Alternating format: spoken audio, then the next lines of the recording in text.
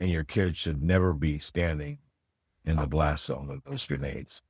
Now, uh, if that conflict level is so high that it's going to be a battle, it's going to do more harm than good.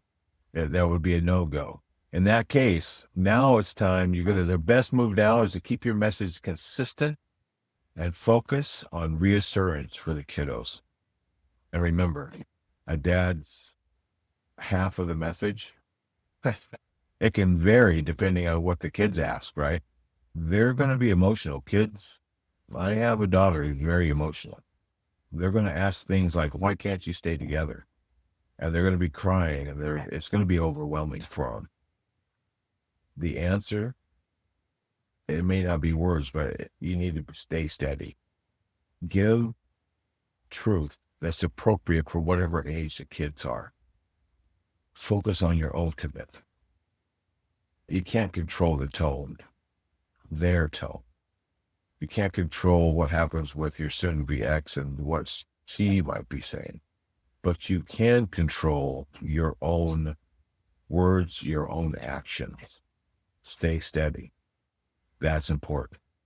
Now, let's go through some sample questions, right? The first one, why can't you stay together? Right? This one's a tough one, right? Thought I would be with my high school sweetheart forever. And yet, one day she's gone with the kids. And I didn't know where they were for a few weeks. The answer here is sometimes grown-ups, they just can't make the marriage work.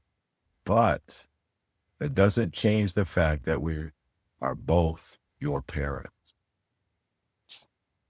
Period. Once a parent, always a parent. Another question. Are you going to disappear?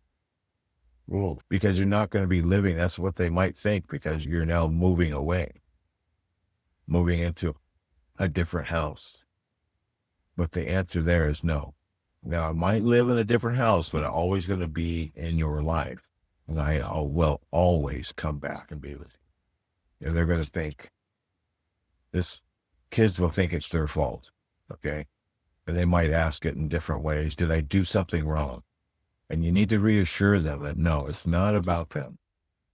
It's not their fault. It's between mom and dad. And the love that mom and dad have for them is still there. They need to know that. They're probably going to be tearful, emotional. And some of the things we can get, this is where physical touch can help. You can also know, in words, you can say, I know it hurts. It's okay to cry. You need to allow them to feel the emotions, feel the feeling, let the tears flow, and let them know that you're there. And let them know you're going to keep showing up no matter what.